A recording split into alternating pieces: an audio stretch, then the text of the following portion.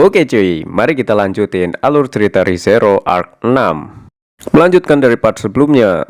Setelah Ram berhasil mengalahkan Leipa dan Kaitos, kini adegan berpindah ke arah pertempuran Subaru Beatrice Meili versus Shaola. Meili yang setengah sadar karena terkena serangan Shaola tengah digendong oleh Subaru dan berusaha untuk disadarkan olehnya. Meili terus-terusan memuntahkan darah. Akhirnya Subaru pun menggunakan Corleonis untuk menanggung rasa sakit Meili.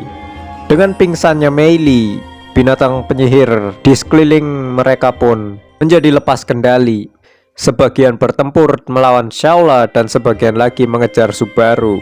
Melihat Subaru yang semakin pucat, Beatrice pun meminta Subaru untuk membagikan beban yang ditanggung Subaru sendiri. Dan akhirnya Subaru pun mengaktifkan kemampuan lain dari Corleonis miliknya, yaitu membagikan beban yang ditanggung Subaru ke orang yang bersedia membantunya, yaitu Beatrice. Setelah membagi setengah bebannya ke Beatrice, Subaru pun fokus ke Shaola. Shaola pun tiba-tiba menembakkan Hell Snipe. Beatrice mengaktifkan sihir original IMM, namun apakah sempat?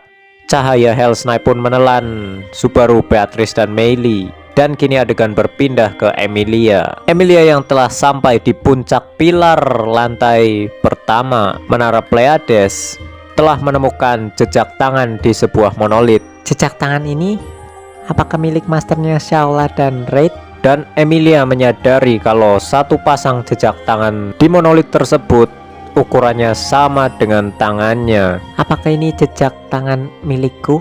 Namun sebelum Emilia menyentuh jejak tangan tersebut, Volcanica pun kembali untuk menantang Emilia. Emilia yang berusaha melindungi monolit berisi jejak tangan tersebut memanggil 7 prajurit es dan membuat 2 pedang kembar untuk melawan Volcanica. Emilia dan prajurit esnya pun bersiap menyerang Volcanica, namun dengan secepat kilat Volcanica mencambukkan ekornya, menghancurkan kepala prajurit es dan menyapu kaki Emilia hingga terjatuh di lantai. Mencoba untuk bangun, Emilia pun terkejut karena wajah Volcanica tepat berada di depannya. Apa yang kau lakukan? Kau mengatakan sesuatu yang berbeda dari apa yang kau ulang-ulang sebelumnya. Apakah kamu sudah kembali waras? Kalau begitu, bisakah kamu membicarakan beberapa hal? Seperti tentang ujian atau mengubah aturan yang ditetapkan menara pengawas ini. Kumohon, bicara dengan baik-baik. Apa yang akan terjadi jika kamu jatuh? Jika itu terjadi, akulah yang akan menerima teguran, karena semua orang tunduk padamu. Volcanica? Kemana Flugel dan Red pergi? Shaola pasti kesepian jika tidak ada kata-kata perpisahan. Varcel juga pasti akan membuat keributan seperti itu. Varcel? Maksudmu Varcel Lugunica? Raja 400 tahun yang lalu? Apa yang terjadi? Ada yang perlu dikhawatirkan? Aku baik-baik saja, terima kasih sudah khawatir. Tapi jika memang ada masalah, bicaralah. Jika itu masalahmu, aku akan menyingkirkannya. Satella. Meskipun ini bukan pertama kalinya Emilia dipanggil Satella, namun ia tetap terkejut. Kenapa? Maukah kau berbicara dengan penyihir kecemburuan dengan baik? Penyihir kecemburuan. Pandangan Volcanica pun berubah.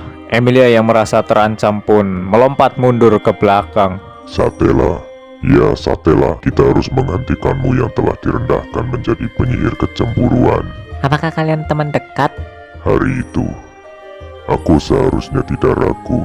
Volcanica pun mengambil nafas dalam-dalam dan mengeluarkan nafas api. Penyihir kecemburuan, Satella. Itu salah. Aku adalah penyihir glasiasi dari hutan besar Elior, Emilia. Walaupun hanya namaku, ingatlah dengan baik, oke? Dan kini adegan berpindah ke Subaru lagi, melanjutkan serangan Shaola yang tadi. Beatrice berhasil mengaktifkan sihir IMM tepat waktu dan mereka masuk ke keadaan tak terkalahkan untuk sementara. Setelah menonaktifkan IMM, 5 detik kemudian Subaru harus menggunakan sihir original keduanya IMT untuk bertahan. Hampir kehilangan cara untuk menyerang balik. Dalam keadaan ini Subaru pun berniat mengeluarkan sihir original ketiga dan terakhir mereka yang belum sempurna. Namun tiba-tiba sebuah suara pun terdengar. Alclauseria, Dan itu adalah Julius yang telah selesai dengan Red Astrea. Sebuah cahaya pelangi menembak ke arah gerombolan binatang penyihir. Julius, kau. Aku sudah mengirimimu pesan untuk pergi membantu di tempat berbahaya lainnya setelah kau selesai, kan? Ya, aku mendengarnya dan maaf. Menurutku tempat ini adalah yang paling berbahaya dibanding yang lain. Diam. Ada apa dengan luka di wajahmu? Bagaimana dengan Red? Saya benar-benar kalah. Dia benar-benar pergi dengan kemenangannya. Dasar payah. Tapi terima kasih Julius, kau telah datang ke sini. Julius pun menjelaskan kalau dia telah membentuk kembali kontrak dengan roh kuasinya. Dan akhirnya Beatrice pun meminjam roh air untuk menyembuhkan Meili. Subaru, aku akan menangani Shaula bagaimanapun. Dan yang lainnya, tangani saja sendiri, baiklah. Ya, aku mengerti. Tidak, maksudku bekerja samalah dengan Beatrice dan berhasil. Subaru pun memandangi menara dan merasakan respon Ram menghilang karena Ram menggunakan sinestesia untuk berbagi beban dengan Rem. Dan kini adegan berpindah ke arah Emilia lagi yang tengah bertarung dengan Volcanica. Nafas api Volcanica menyembur dan Emilia menahannya dengan berlapis-lapis dinding es. Namun hanya masalah waktu sampai dinding es Emilia meleleh. Emilia pun mengumpulkan mana dari alam dan juga dari dalam tubuhnya sendiri untuk menembakkan output maksimal untuk memadamkan api Volcanica. Api Volcanica dan sihir Emilia pun bertabrakan. Setelah berhasil memadamkan nafas Volcanica, Emilia pun bersiap dengan tombak es dan terbang ke depan. Volcanica menggunakan cakarnya untuk menyerang Emilia, namun ditahan oleh prajurit es. Kemudian Volcanica mengayunkan ekornya dan Emilia pun melompat tinggi dengan bantuan prajurit es. Emilia pun berniat mengincar sisik putih Volcanica, namun dia menyadari kalau itu bukan sisik. Itu adalah bekas luka lama yang sudah sembuh. Merasa tidak ingin disentuh luka lamanya, Volcanica pun mengembangkan sayapnya dan terbang menjauh. Emilia pun berusaha mengejar Volcanica dengan menciptakan pijakan es dan melompat sangat tinggi. Dia pun berhasil meraih ekor Volcanica. Saat bingung dengan langkah selanjutnya, sebuah badai angin pun muncul dari bawah dan seseorang memanggil nama Emilia. Emilia pun melepaskan ekor Volcanica dan membuat pijakan es di langit. Emilia pun melihat ke bawah dan melihat Patrase juga Ram yang tadi membantu mengirimkan badai angin untuk Emilia. Volcanica sempat teralihkan perhatiannya oleh Patrase seperti dia telah mengenalnya. Tanpa membuang kesempatan itu, Emilia pun membuat seluncuran es dan meluncur untuk menendang bekas luka Volcanica. Volcanica pun meraung dan terbang menjauh. Dan Emilia pun buru-buru menyentuhkan tangannya ke jejak tangan di monolit di bawah. Emilia pun menyuarakan keinginan di hatinya agar semua orang bisa selamat. Sebuah gelombang angin kencang pun menyebar dari menara ke seluruh bukit pasir Augria dan diperlihatkan Subaru, Beatrice, Julius di luar menara yang keheranan karena langit menjadi cerah. Awan-awan yang menghalangi pandangan ke atas menara menghilang. Apakah kau berhasil melakukannya, Emilia Tan? Posisi Ram, Patrase, dan Emilia kembali dirasakan oleh Subaru. Peraturan menara telah ditulis ulang. Shaula, hei Shaula, dengarkan aku. Psst, kau tidak perlu melawan kami lagi. Sekarang kau bebas. Hei Shaula. Subaru. Walaupun telah diteriaki Subaru dengan kata-katanya, perilaku Shaula hanyalah seperti binatang yang tidak punya akal. Air liurnya mengalir dari mulutnya. Shaula mulai memperbaiki posisinya untuk menyerang. Walaupun sedih karena tidak bisa menyadarkan Shaula, akhirnya Subaru pun meminta teman-temannya untuk mengalahkan Shaula. Julius pun membungkus tubuhnya dengan aurora pelangi dan menyerang ke arah Shaula. Shaula mengeluarkan Hell Snipe, namun Julius dapat menahan dengan tubuhnya.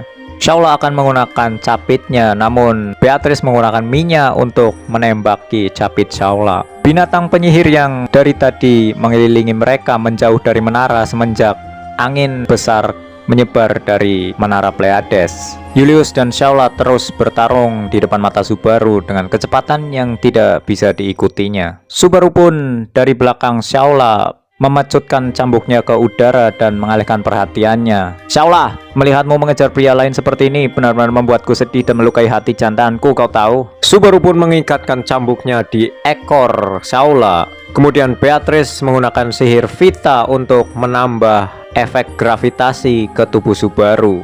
Tarik-menarik antar keduanya berlangsung seimbang. Namun kini berbagai macam binatang penyihir pun muncul untuk membantu Subaru menarik ekor Shaola. Dan ya, itu berkat Meili yang sudah sadar dan memerintahkan binatang penyihir untuk membantu Subaru. Tanpa menyia-nyiakan kesempatan, Julius pun langsung memotong ekor Shaola dan ekor tersebut pun meledak. Shaola menyerang Julius menggunakan capit kirinya, namun berhasil dipotong juga oleh Julius. Shaola yang semakin panik pun akan memotong bagian tengah tubuh Julius, namun Julius melepaskan zirah auroranya yang menyebabkan ledakan dan menghancurkan capit kanan Shaola. Setelah terkena ledakan aurora Julius, Shaola yang sudah tidak punya senjata pun dikerumuni oleh binatang penyihir dan ditahan oleh mereka. Subaru dan teman-temannya pun menghampiri Shaola. Meili, Jika aku tidak ada di sini, aku bertanya-tanya apa yang akan kamu lakukan, Oni-san. Siapa kau? Nona kalajengking yang mengerikan itu, ataukah kamu, One-san telanjang? akhirnya mata merah Shaola pun perlahan mulai menjadi hijau dan cangkang merahnya berubah menjadi hitam lagi. Shaola pun menjadi tenang dan di dalam pandangan Subaru, kalajengking tersebut berubah menjadi sosok Shaola kembali. Mereka pun ngobrol sebentar hingga akhirnya, Master, aku mencintaimu. Aku juga senang menunggumu. Hei Master, itulah sebabnya suatu hari nanti aku harap kita bisa bertemu lagi. Dan mungkinkah sekarang giliran Master yang menungguku dan aku menjadi wanita yang dikejar? akhirnya bayangan Shaola pun menghilang. Wujud kalajengking Shaola pun hancur menjadi debu. Subaru pun berjongkok di pasir menggaruk debu bekas tubuh Shaola. Tiba-tiba muncul seekor kalajengking merah kecil menggelitik tangan Subaru. Kalajengking tersebut pun naik ke atas pundak Subaru dan bermain-main dengan telinganya. Dasar bodoh. Aku akan bertemu denganmu lagi suatu hari nanti. Jadi selamat tinggal untuk saat ini, Shaola. Kalajengking kecil tersebut pun mencapit telinga Subaru hingga berdarah. Kemudian Meili pun menolong Subaru untuk mengambil kalajengking tersebut dan menjinakkannya. Kemudian Emilia pun datang menghampiri mereka dari pintu besar Menara Pleiades. Kelompok Subaru menceritakan kepada Emilia apa yang terjadi kepada Shaola. Begitu ya, Shaola benar-benar orang yang bekerja keras. Emilia sama, apa yang terjadi di lantai pertama? Apakah Anda berhasil? Sulit menjelaskannya, tapi Julius, apa kau benar-benar mengingatku?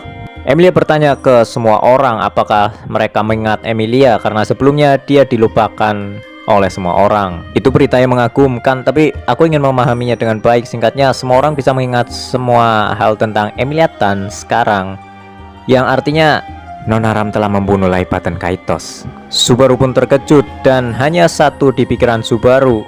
Bagaimana dengan Rem? Apa kalian mengingatnya? Patty masih tidak bisa mengingatnya, kurasa. Aku masih tidak mengingat siapa adiknya Ram. Dan juga sebenarnya Patty masih tidak bisa mengingat siapa Julius. Kenapa? Untuk kasusku mungkin karena yang memakan namaku adalah Roy Alpert dan aku menangkapnya hidup-hidup, bukan membunuhnya. Jadi kurasa itulah sebabnya namaku belum kembali. Subaru dan yang lainnya pun masuk ke Menara Pleiades dan bertemu Anastasia di kereta naga. Subaru memperhatikan Anastasia dan menyadari itu Anastasia yang asli, bukan Echidna lagi.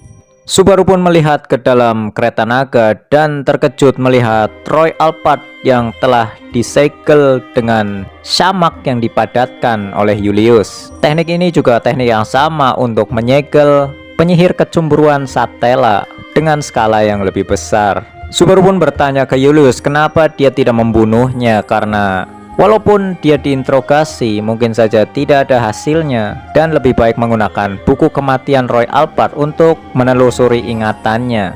Anastasia menolak karena resiko yang belum diketahui dari buku kematian, dan Subaru pun akhirnya menerimanya karena saat dia membaca buku kematian Meili juga dia dihantui oleh bayangan Meili.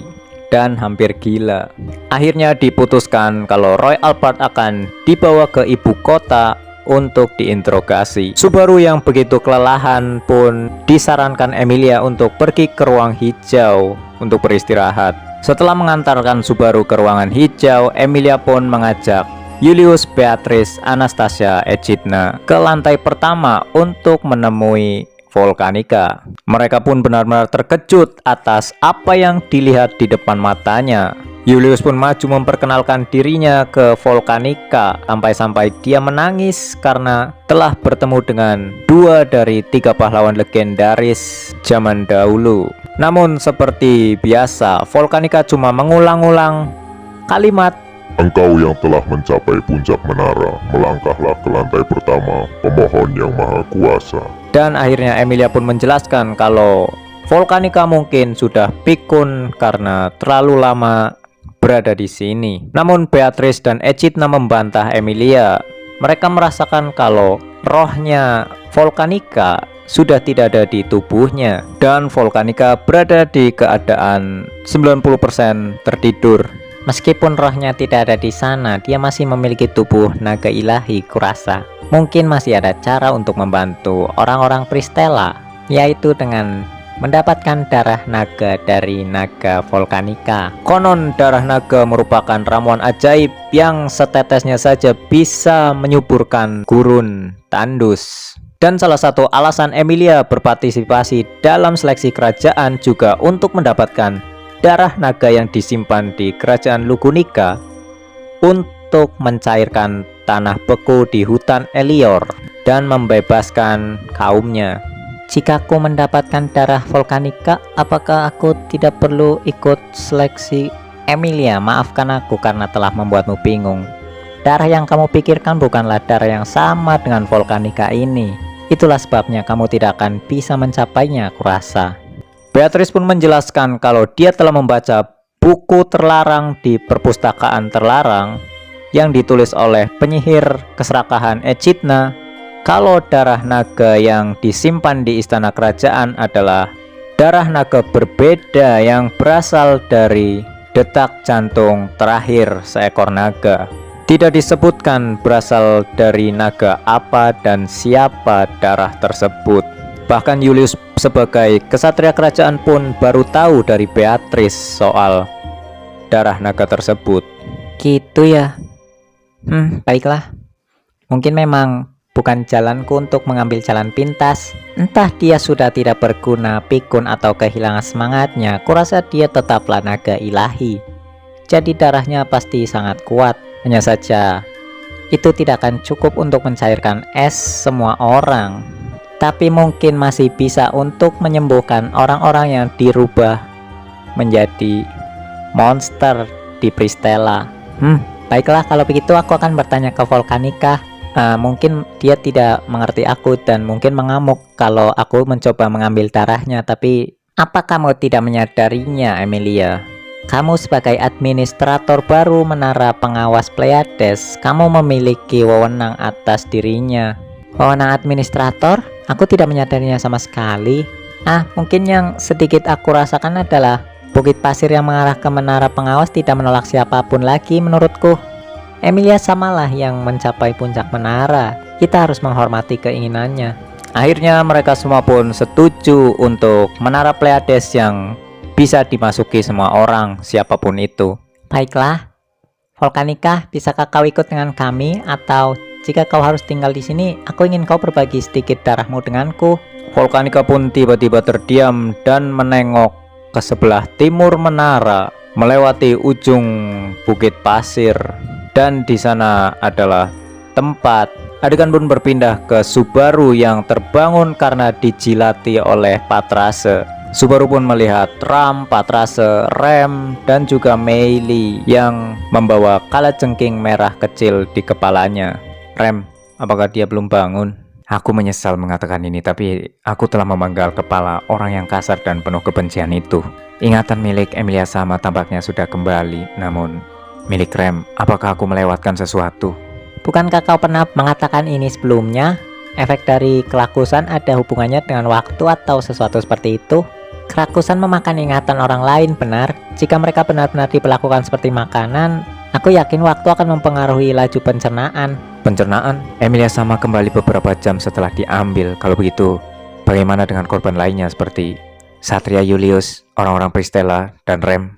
Tidak mungkin. Apakah semuanya sudah dicerna?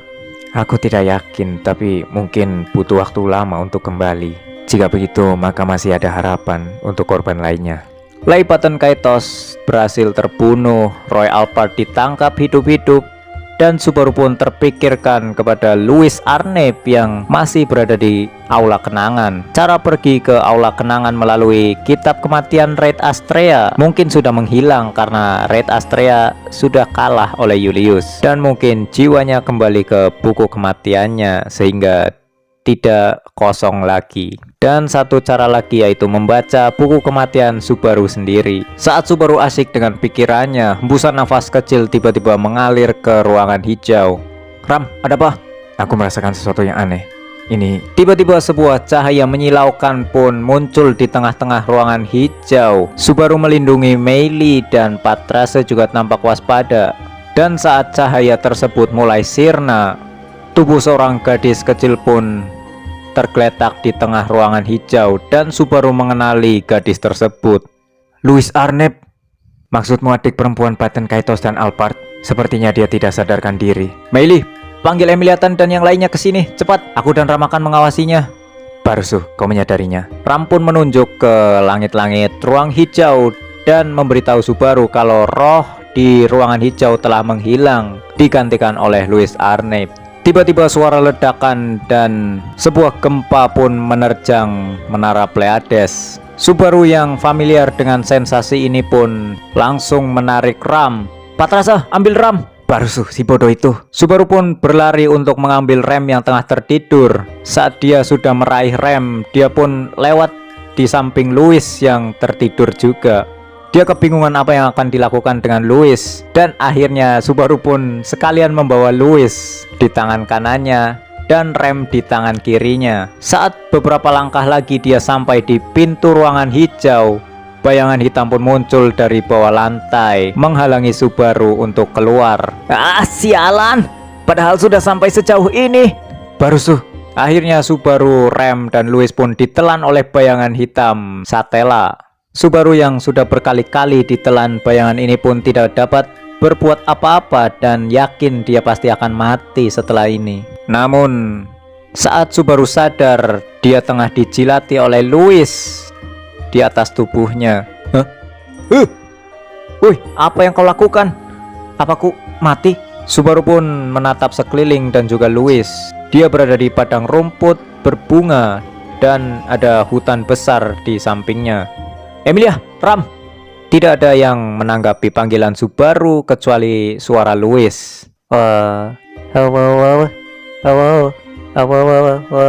Saat Subaru akan berdiri, tiba-tiba ada seseorang yang menahan lengan bajunya.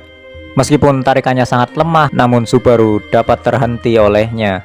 Rem, benar, Rem. Tidak ada yang perlu dikhawatirkan. Nesama pasti akan membunuhku jika sesuatu terjadi padamu, Rem. Perlahan-lahan kelopak matanya bergetar dan terbuka sedikit. Momen ini benar-benar membuat Subaru berdebar-debar, tidak bisa mengeluarkan suara. Banyak hal yang ingin disampaikan. Air matanya pun mengalir keluar. Rem.